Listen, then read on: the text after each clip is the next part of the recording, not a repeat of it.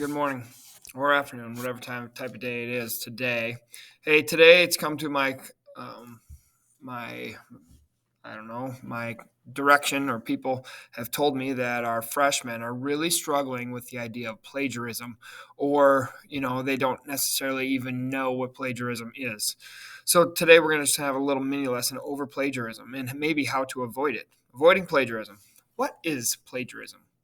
Plagiarism is the use of another's words or ideas without properly crediting the source. Examples of plagiarism: directly copying information from a source. This happens all the time. Some of you will copy a couple words or a whole definition and place it in an online activity that a teacher has, and that's plagiarism.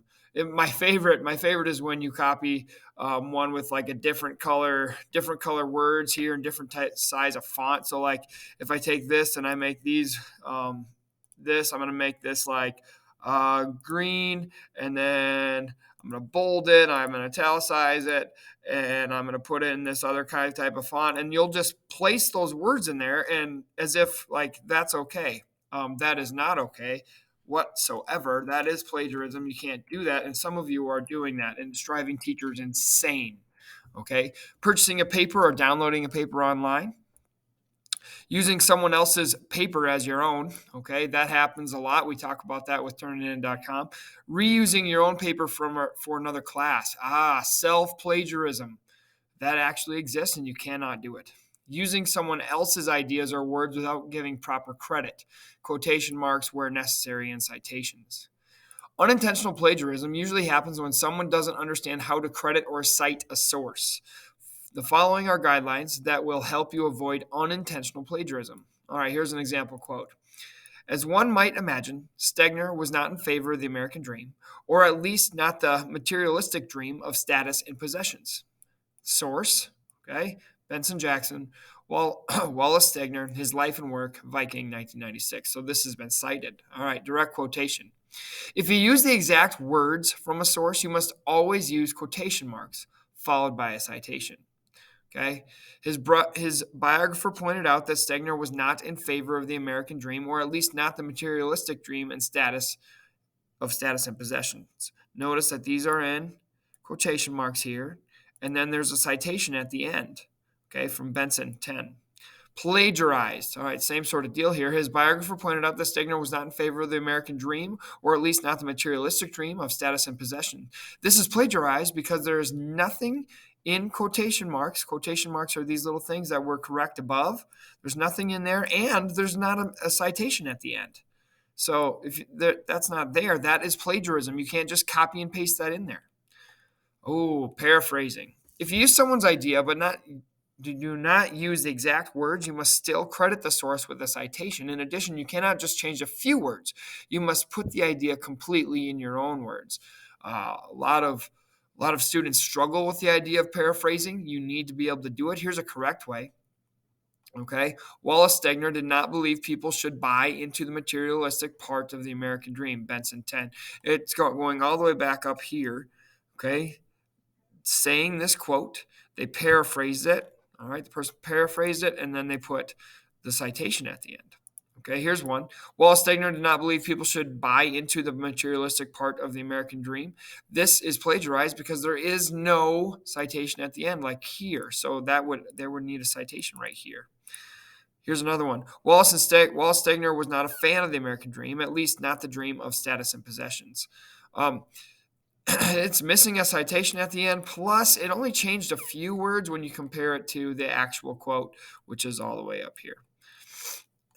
That'd be bad news bears. Okay, combining direct quotes with a paraphrase. You can mix paraphrase with direct quotes, but be sure and put any exact wording in quotation marks. So any exact words that you use must land inside quotation marks so that you can credit your source and properly cite it, so that whoever is correcting it and or reading it knows it's not your writing, or you're not claiming it as your own. So Wallace Stegner did not approve of the American dream, or as Benson said, at least not the materialistic dream of status and possessions. I'm going to highlight that.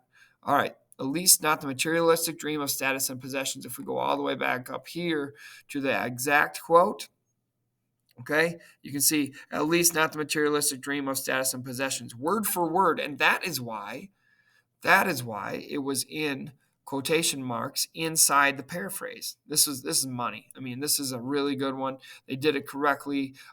They cited the source at the end. Plagiarized. Okay, using the author's own words without quotation marks. Right here. Boom. No quotation marks in here. Yes, it was cited. It was cited at the end, but there's no quotation marks for the exact words. Common knowledge. If a fact is common knowledge, you do not need to give credit or cite it. Okay. Examples of common knowledge could be the information is commonly known or generally accepted fact. Smoking is bad for your health. Okay. Historical facts. The attack on Pearl Harbor happened on December 7th, 1941. Most people know that, so you don't need to cite it. The information is widely accessible in general references source, like the example, the Etruscan shrew is the world's smallest mammal. Okay, it's generally known.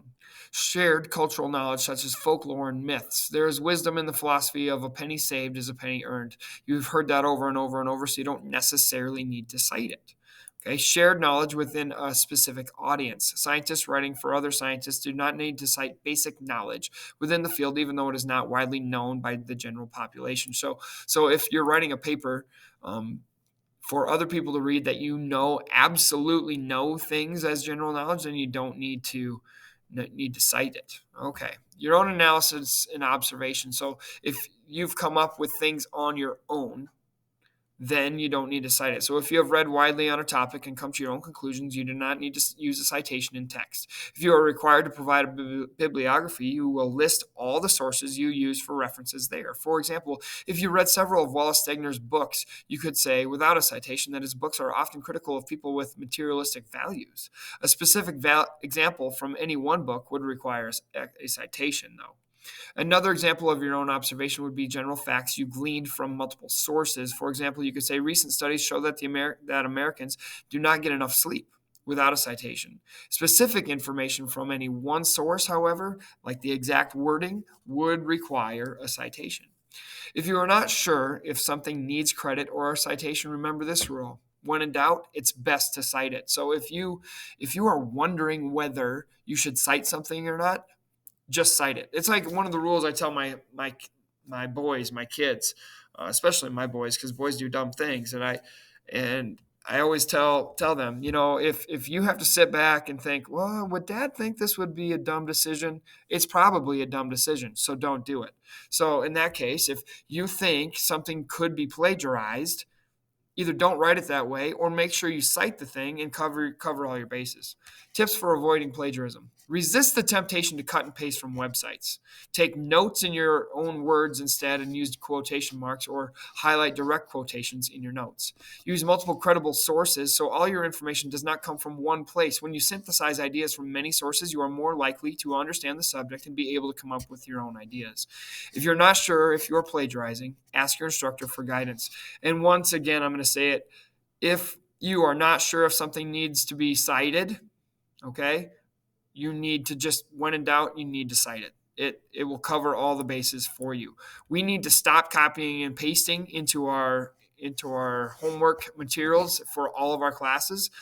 Your teachers are going to start cracking down on this. If you go through the plagiarism rules within the school policy, it is not good for you if you are plagiarizing.